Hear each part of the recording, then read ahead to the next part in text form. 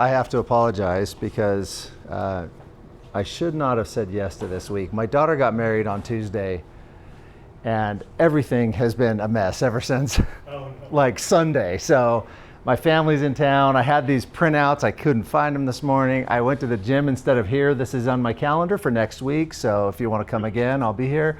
I apologize sincerely. That was not my intention, but luckily I can fly with the punches pretty good. So hopefully we'll see how it goes. But it's good to see you all. A lot of familiar faces. And the thing that they asked me to speak on today was actually using salesmanship in marketing, because I think one of the things that most often is overlooked when we do marketing is the salesmanship that should be involved in it. It should be included in your marketing. And I often say most people think marketing is telling people what you do. In reality, marketing is telling people why you do it and having it apply to them, right? How many ads do you see on a daily basis, do you think? 5. It's almost uncountable, because just driving on the freeway, you probably see 100 billboards, right? If you listen to anything, there's 4 or 5 ads every about 3 to 7 minutes, right?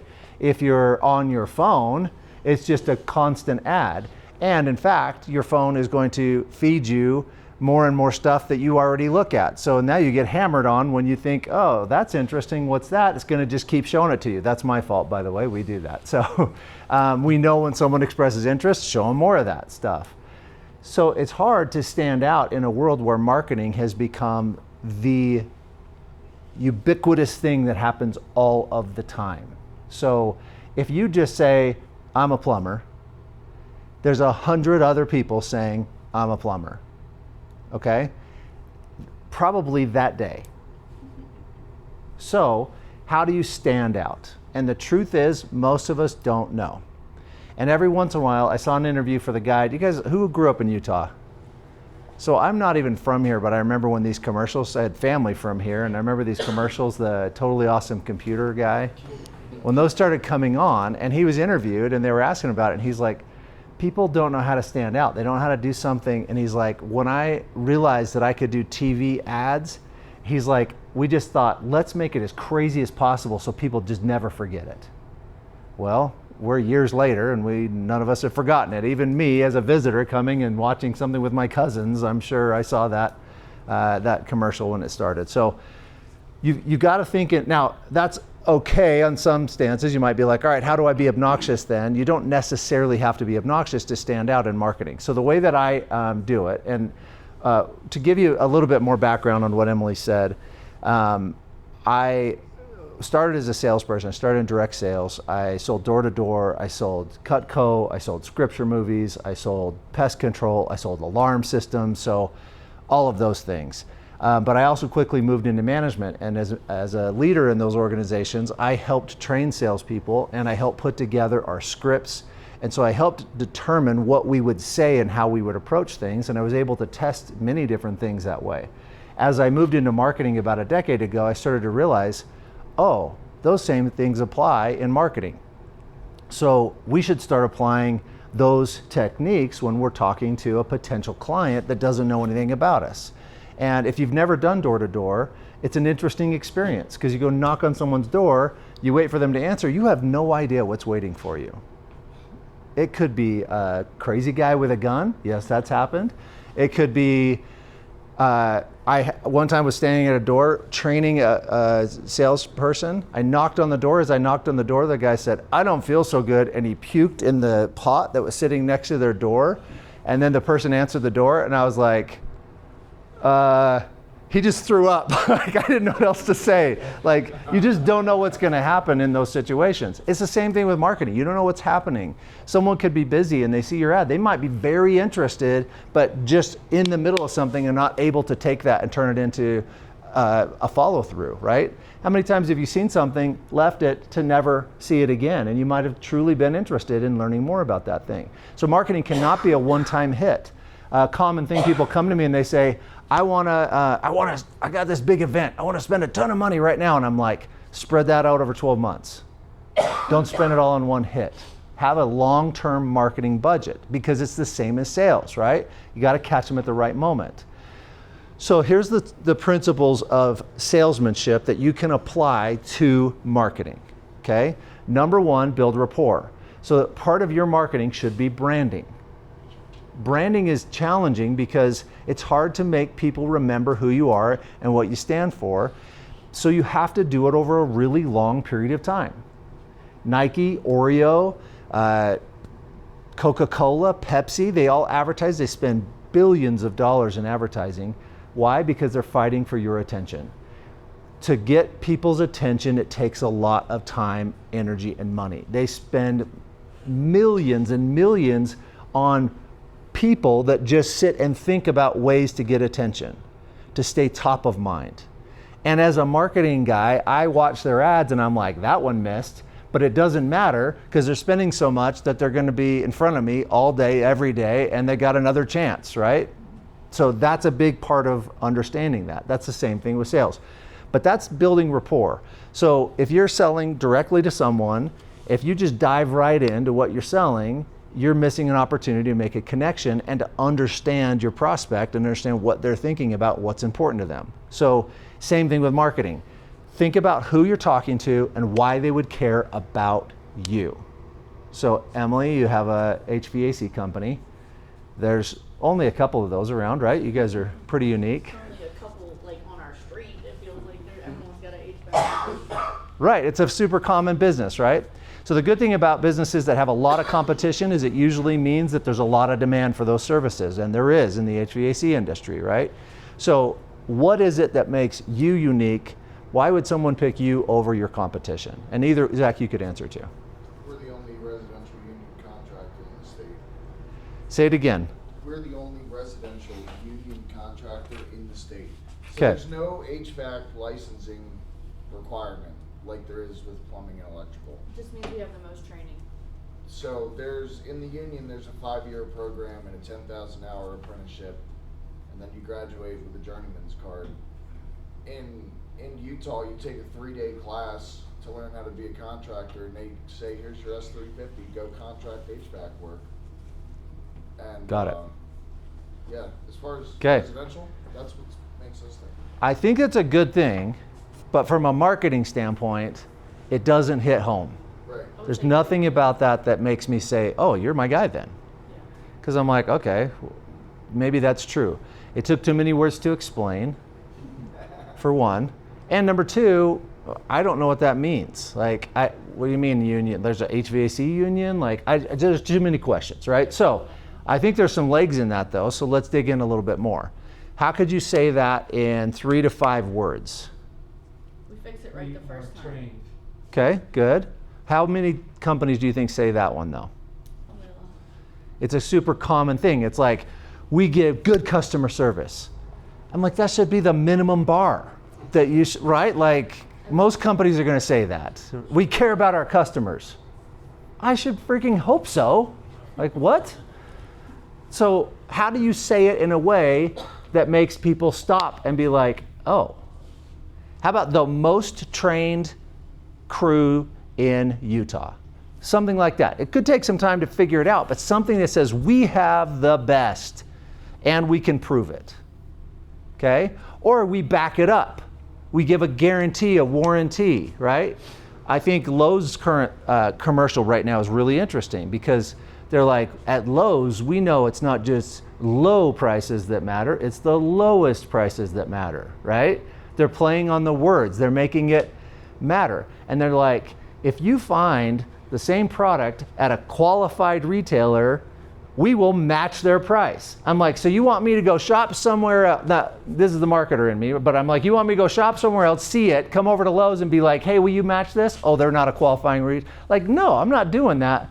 But they don't care that they know that that's a pain in the butt, but what they realize is that by saying at Lowe's, we know it's not just about the low price, it's about the lowest price, right? That's a very simple way of saying we're gonna be well priced. I don't even know if it's saying that we're gonna be the lowest price, right? They're just like, we guarantee it. You could hold us to it. If you see the catalog, when's the last time you got a catalog in the mail? Been a long time. So understanding how to say it in a way that gets people to pay attention. So here's a pattern. We follow this when we build websites. It's called the Launchscape format. And it's the same pattern that you should follow in your sales pitch. It's the same pattern you should follow anywhere. First thing you do is you make sure you're speaking to your who about their why. The reason they're going to pick you is because of something in them, not something in you. They're going to say, I really like the way you do business, Scott. I connect with you in your faith in Jesus Christ. I connect with you in the way you do business, right? That is your brand. I believe it's intentional, right? Yes. But I've been watching you for years, so that's the way you do business. And so I connect with you, I like you, I'm gonna do business with you, okay? Or I'm gonna consider doing business with you. Second step, okay, is called the cost of the alternative. The cost of the alternative is when you point out the problem with the competition or the pain point that person's going to feel if they don't work with you, okay? So when you don't have a ton of competition, in your case, you have some, but you don't have 3 on your street, right, that are doing garbage can cleaning, right? Shiny Bins is one of, maybe a dozen that are around. It's not a huge competitive market. So how do you say, I'm unique and I'm the one and I'm the guy, without saying that over and over again and people are like, whatever, you just think you're cool. You do it by saying, some of my competitors use non-purified, I'm just making stuff up here, right? Non-purified water, or they use chemicals that could end up in our water streams. They do things that don't benefit you in the long run, right? Or they don't have these programs, they don't have this setup. Or you could talk about the pain points of the alternative, which is, you don't clean your garbage can, it's unsanitary, it's going to attract bugs, it's going to attract critters, it's going to do these things. That's cost of the alternative. There should be some part of what you're saying to someone that is explaining, if you don't do this, here's what you're going to face. Pain point, cost of the alternative. Only after you've identified that you could do something uniquely special for that individual person, and then talked about what it costs if they don't do this or work with you, or what your competitors do. Okay, contractors, they get to say things like, we actually clean up the mess when we're done. I like the saying for plumbers, no cracks, no tracks, right? We'll wear booties and we wear overalls so you don't get to watch our cracks when we're fixing your plumbing. Like, do something unique, right? Have something that means something, and then talk about yourself. Only then. So the third thing on the list is talking about yourself, okay? Once you've talked about yourself, then it's important to get clear on the 3 Ps, right? The 3 Ps are price, plan, and package, okay? How much is it? What's it gonna take? How do I do it? How does it work? What happens, right? How does this happen? Right now, Emily has an ad campaign going on, $370 a day, right? It's a cool one because it's like, hey, you gotta spend 18 grand, or you can just spend $3.70 a day. Right? That makes it very simple for people to grasp onto. They're like, okay, I could do that, right? I could figure that out. I could get my new system, I can figure that out. Make it clear. That's price and plan, right? So the price is, how much does the thing cost? The plan is how you're gonna actually make it happen. Is there a payment plan? Is there financing? Is there a couple of options that I could choose between, right? Is there a high-end one, a middle one, and a low-end one, right? Good, better, best is always a great approach to presenting price. And then the package is, what are they going to get with it? We were famous at Living Scriptures for the stack would make the sale, right? So we would present, we'd be like, you want to get these? It's $30 a month. And if you get started today, we'll throw in this for free, and this for free, and this for free. And we always said, stack them deep and sell them cheap, right? So we would make this big stack of bonuses that we would do. How can you apply that to your business? The way you can is you say, what else can I put in here? What else can I incentivize with? You know what? If you do this, we'll throw this in for free. Or we're doing this deal right now where you actually get the best package for the better price, right? Something like that, something that gives an incentive. It can be bonus-based, it can be free-based. It can also just be, hey, we're doing a special this month, you get $500 off or $20 off or whatever it is, right? You can do something along those lines. Play with it until you find sweet spots where customers are like, okay. I always think, how many of you have watched Napoleon Dynamite? There's a point in that movie where Uncle Rico is selling Tupperware or something like that, right? And he's sitting with this couple, and he pulls out this bottle with a ship in it, and he holds it up, and he's like, if you get our 36-piece package today, I'll include this bottle, this ship in a bottle.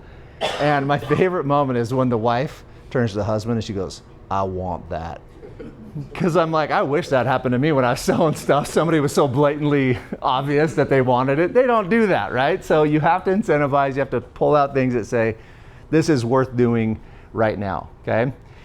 The next steps in closing a sale or in making marketing happen would be social proof, talking about others who have it, talking about examples of people having it or using it, or situations that people were in where they found benefit from what you were offering. So Scott, one of the things you should be focusing on is when someone comes back to you and they're like, I used these and it did this for me, I would talk about that all day long. We were working with so-and-so and then they did this with these flyers and it worked really good, right? There was a conversation during my wedding about flyers that she wanted to do and I couldn't respond. It was just too much stuff going on. But like, if she did that and took those and put them on neighbors and she's like, I do 10 houses each way every time we do a job. Okay, great. What's happening from that? Well, we just got a call last week. We sold a full system. Okay, these flyers could turn into $30,000 for you. That makes sense? Like talk about the focus on the result that people want and the results people are already getting.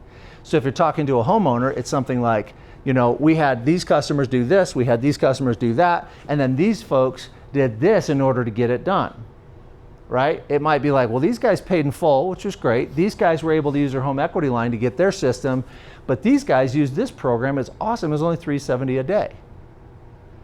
They're going to categorize themselves for you, right? We all love the old dude in, with his cash that he walks out with, and he's like, I'll just pay in cash. And you're like, I love you, right?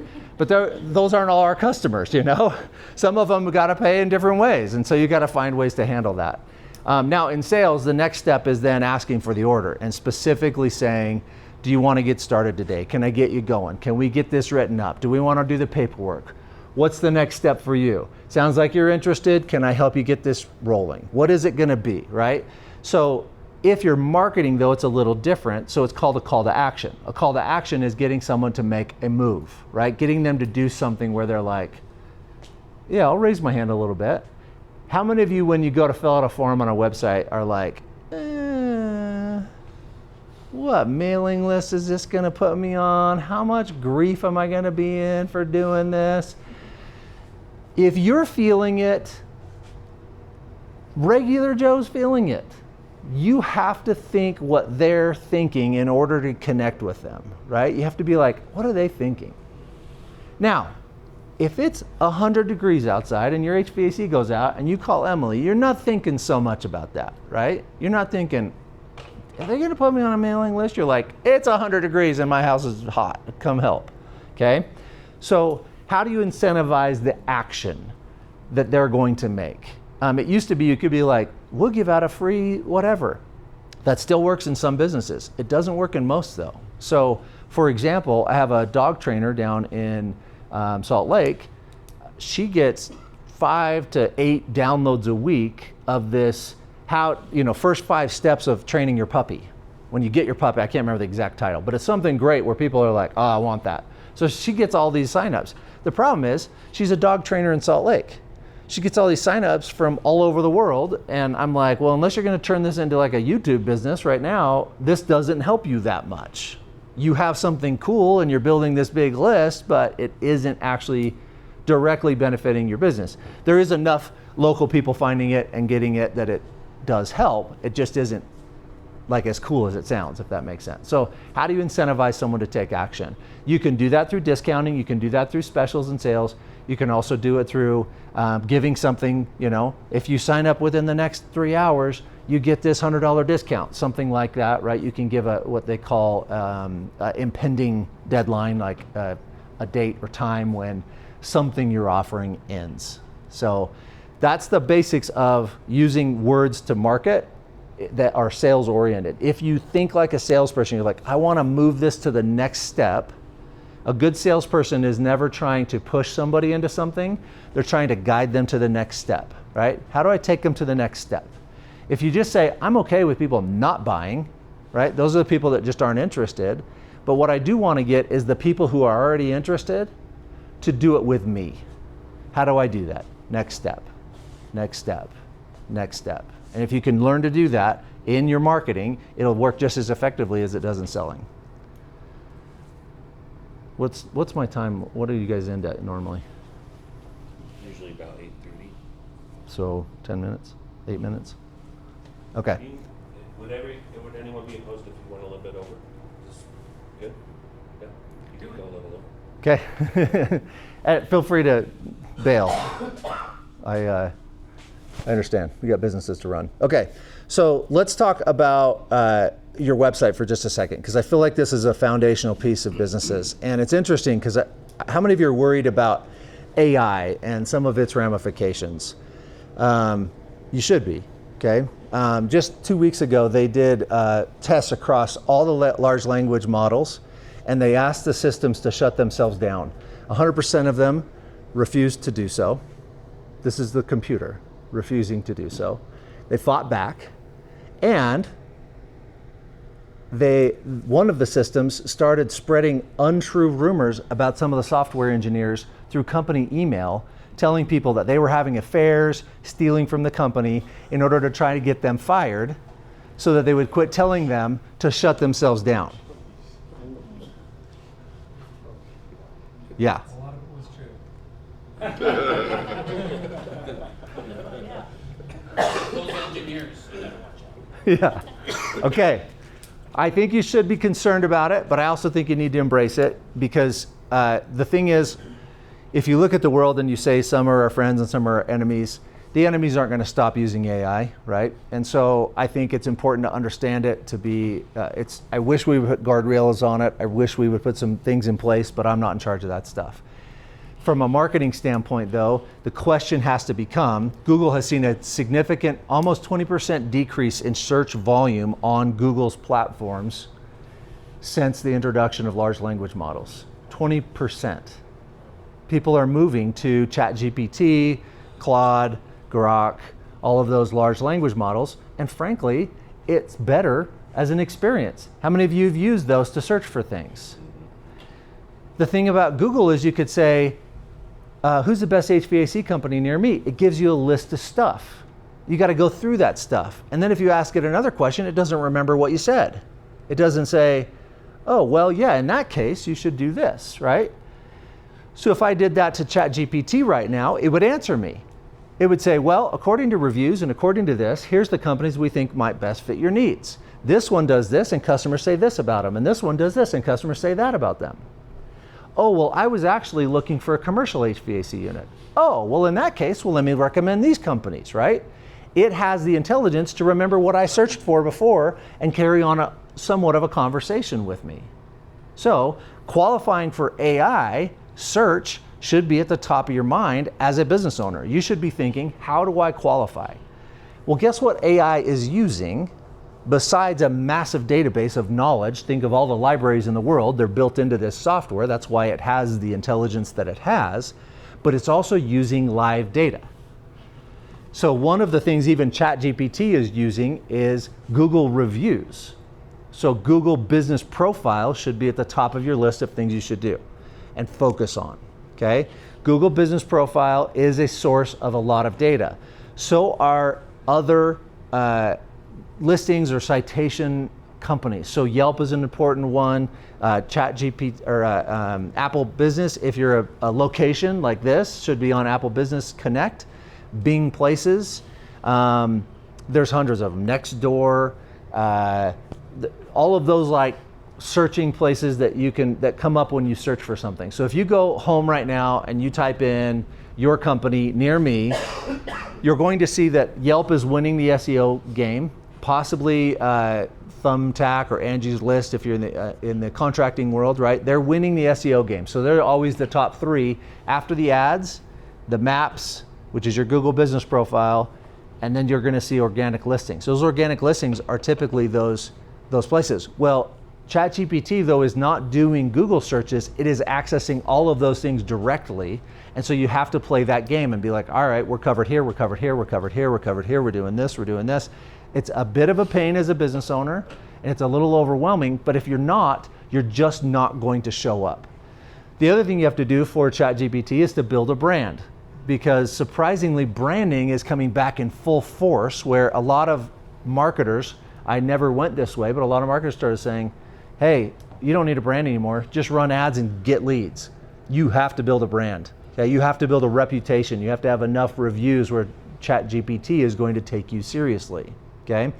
The next thing you have to do is you have to make sure your website uses what's called structured data, has keywords in it, is set up properly, is registered with all the right things, all the same stuff that we have been doing for SEO for many years, right? All of those things are mattering more instead of less.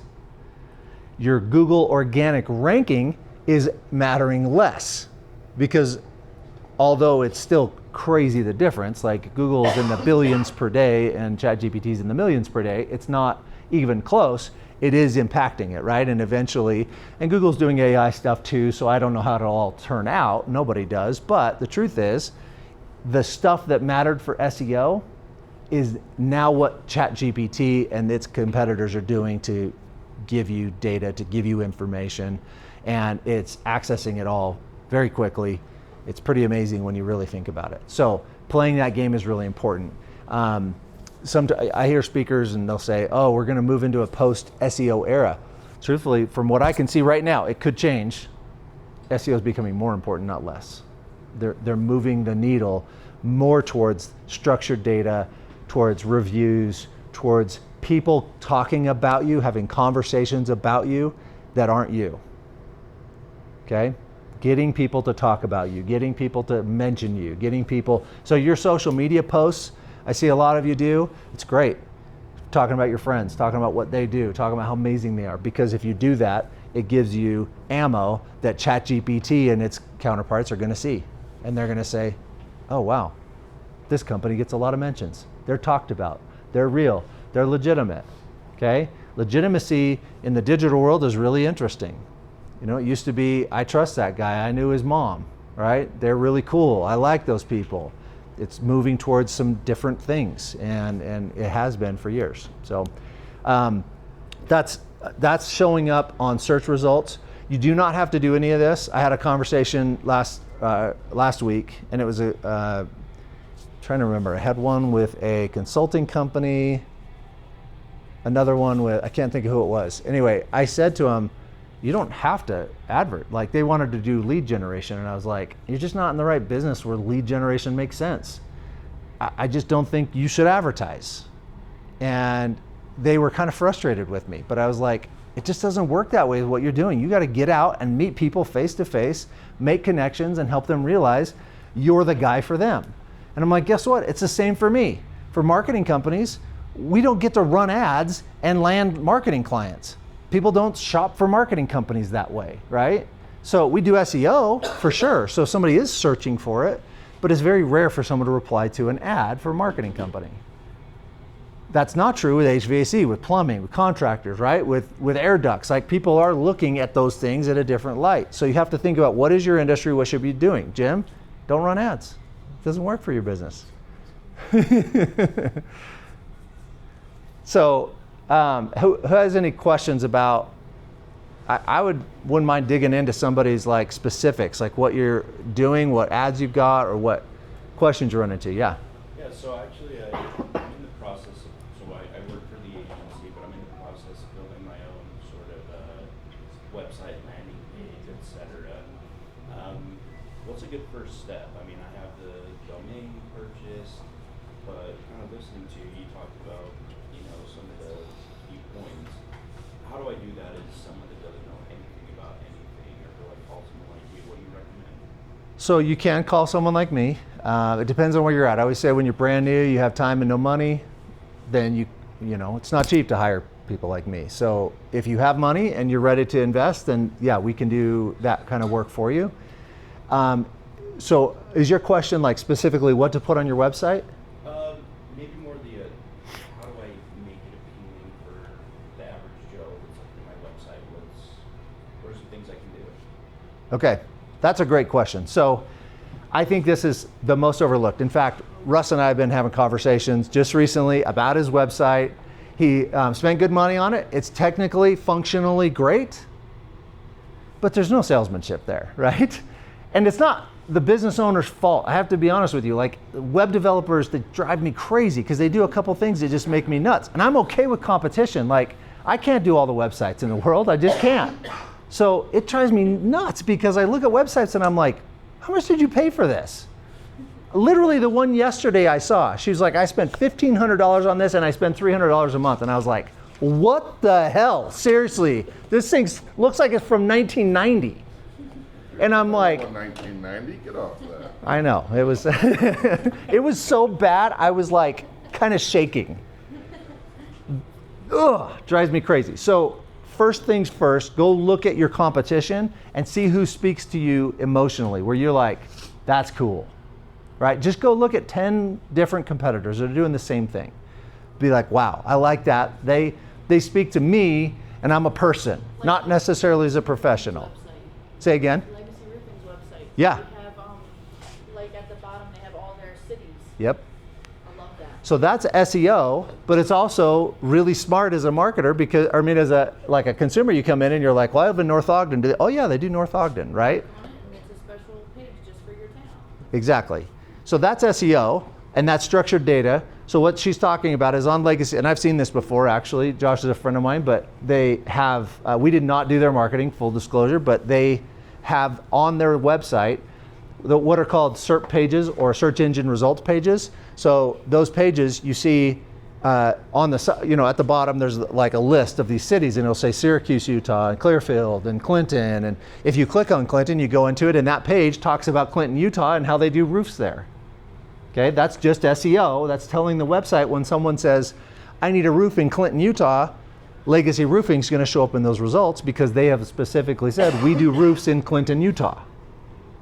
SEO used to be really complex on the back end. You had to tell the search engines what you were doing, but it wasn't what was on the front end.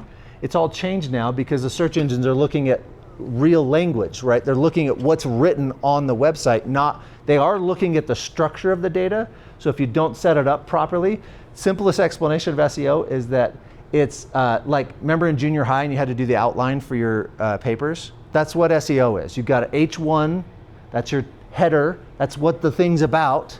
Then you got H2, and then you got text, then you got H2 again, and text, and maybe H3, which is a sub of H2, right? That's an outline. That's what structured data is it's doing it in an order where people are like, oh, okay, the search engine's like, this makes sense. So if you go from H1 to H5, search engine's like, whoa, what happened? We missed some data in here. That's all that is. It's not complex, it's just how it works, okay? So back to what you're saying. You've got these guys, you like what they're doing, and now you say, okay, who's my ideal client? Most common thing I get from people when I say, who's your ideal client? They say, well, anybody who, and I stop them. I'm like, it's not anybody. If it's anybody, yes, if you're Coca-Cola, maybe it's anybody. You're just not big enough for it to be anybody. So you've got to specifically say, I want to work with this kind of person. So who would be your ideal client? Medium-sized contractors. So medium-sized contractors is very broad. What does that mean?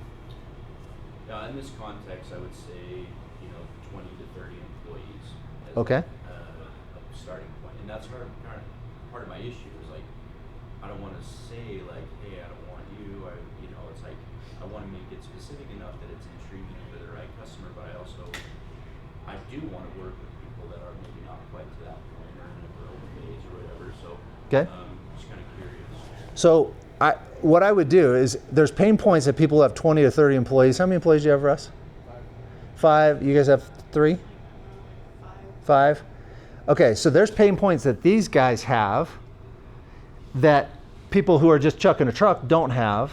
And then there's pain points that the 20 to 30 employees guys have. So if you're talking and you're like, do you have struggles with this, this, and this? And these guys are like, not really. That's because they aren't thinking about the problems you're solving yet. They're both going to. And so, like you said, you could have some lead-in stuff, some lead magnet things that bring them up or that get them prepared to work with you. But the guy who's got 20 employees, I've had 20 employees before. There's other problems that happen at 20 employees. So then you can talk about specifically the pain that they're feeling and not eliminate these guys who are up and comers who are like, yeah, I am going to need that, right? So think of in terms of those pain points instead of, I don't want to eliminate them, don't eliminate them. Just say, when you're struggling with this, this, and this, because at this point they might be like, ooh, we're starting to feel that, right? Because 5 employees is definitely different than when it's Emily and Zach and just the 2 of them and their kids, CEO and CMO, right? So you've got to think in those terms, right? It's what is it that their biggest problems are, their pain, their issue, who are they specifically? What keeps them up at night? What do they lay in bed like you do with your own business and think, oh my gosh, what is happening? Why is this happening to me? Why am I struggling with this? I cannot figure this out. It's so frustrating. I love imagery, so I think the hero image is what they call it on a website, which is ideal because if you've ever read Storybook by Donald Miller, Storybook Brand, or Story Brand, something like that. Anyway, that book, he talks about the hero of your story, of your business story is not you. And if you go, I love dentists because they fix our teeth, but they are terrible marketers. You go to all of their websites and on the top and the hero, it's their team or their family. And I'm like, look, we know you all have great smiles and you have beautiful kids, but who's your hero? It should be the client, not your team, not what you do, but who you serve. Second should be cost of the alternative. What's the problems they're facing, the pain point, the alternative of not working with you. Then it's what makes you unique and different. What is it about you that they should pick? Why would they pick you? I spend a lot of time on this and it's crazy how, like, I have done consulting before, but it's hard because when you're the marketing company, you give them ideas, but you're really waiting on clients to say, here's what we want to do, and we go fulfill it, right? The consulting side is hard because it's like, hey, you got to come up with what these things are. Know exactly who you're talking to and why they would care. Do things that matter for people who care. If they don't care, you're not going to get their attention. So do you have something like that that's uniquely you?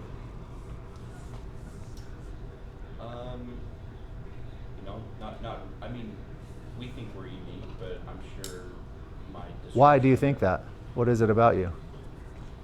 Well, as an agency, we've been in business 75 years, and our relationships have been around about that long. Okay. So from an insurance standpoint,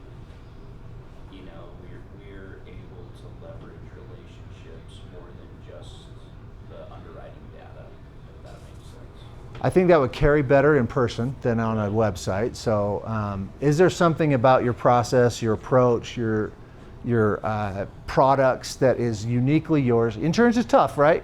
Same thing with like financial planning, different things like that. They're very regulated. You have a lot of rules you got to follow, and then you also have pretty similar products, and sometimes you're bartering over like $3, right? It's like, who's motivated by that? They're going to want the relationship first. So I think your biggest thing is build trust on your website. So when you talk about cost of the alternative, an agent who doesn't answer the phone, an agent who doesn't tell you about upcoming challenges you're going to face, doesn't help you keep up to date on expansion and growth. Like, what are the things you're helping them overcome? And it could be the same thing your competitors are trying to do. It's okay. You're just saying it better. Yeah. So what we do is, personally with my clients, we do a QBR. So every 90 days, we do a 10-minute check-in, kind of talk through the projections to prevent things like an audit. If you're in an audit policy, we're getting ahead of that 6 months ahead of time instead of paying your audit, within a 30-day period, which might be tens of thousands of dollars depending on the type of company. So, our service model is really structured for long-term relationships. Do most people, have they already experienced an audit, or is it just a threat that's potentially there? In our contracting exposures, a lot of them have experience, I think, audit. Depending on the industry, it's usually included as part of the policy language or not. So it's kind of tough to tell who but it is something that a lot of our clients have experienced, which is why we, kind of transitioned in that way 4 years ago. I think if it was me and there was a lot of people experiencing that problem specifically and they know pain from it, I would double down on that. I would go find people who've had an audit and it went badly, and it was frustrating, and they're mad about it, and say we're the make your audit easier company. We're the, it takes time to come up with good words. I'm just spouting stuff, but like think in those terms. Spend some time on ChatGPT. Ask it questions about how you could say something clearly and concisely. Have it use. So a lot of times on my prompts on ChatGPT, I'll say stuff like, think like Alex Hormozy or like Dan Kennedy. That's who I grew up learning marketing from, was Dan Kennedy. Think like Russell Brunson, and how would you say this so that I could attract this kind of client? Be very specific on those things. Russ. All these questions you have for us to answer to figure out what I need to improve on my website, do you offer that? Where Yeah. we can purchase it and start working on those things? Better than that, it's free. I have all that.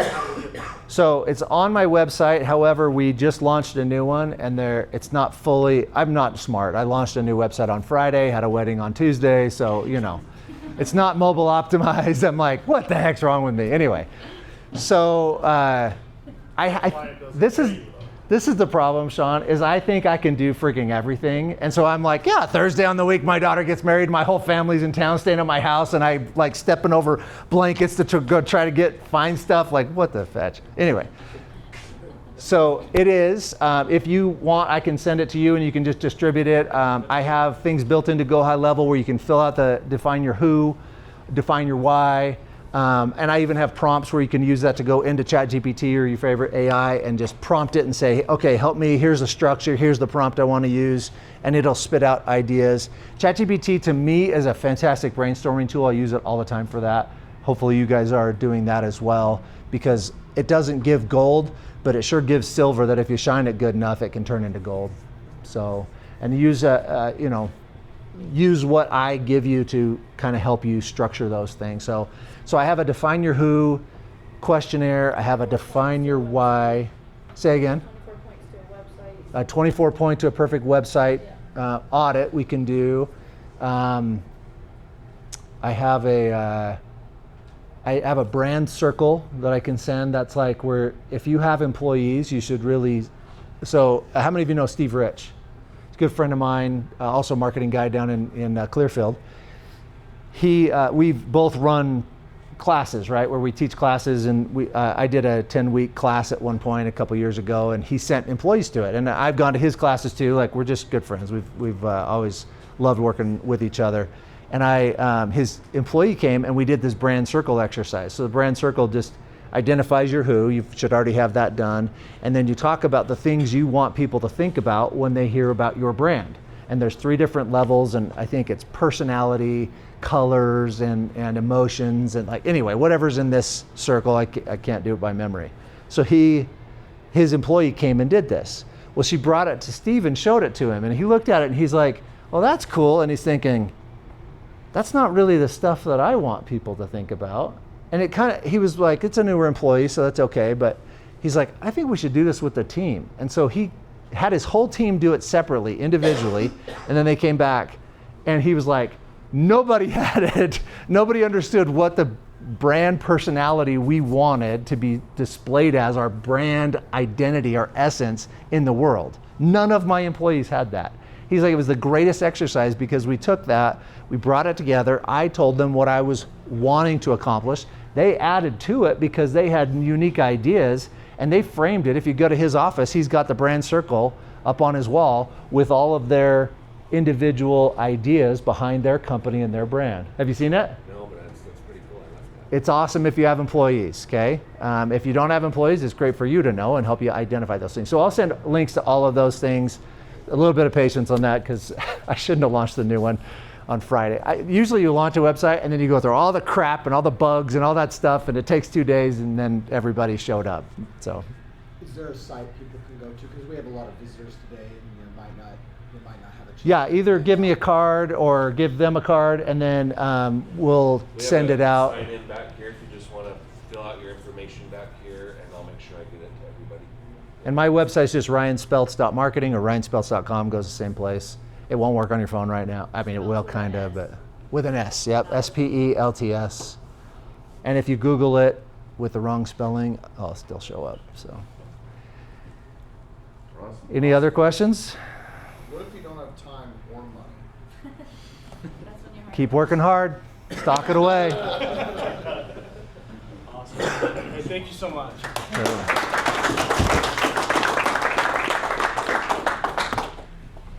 Perfect. I hope everybody got something out of that.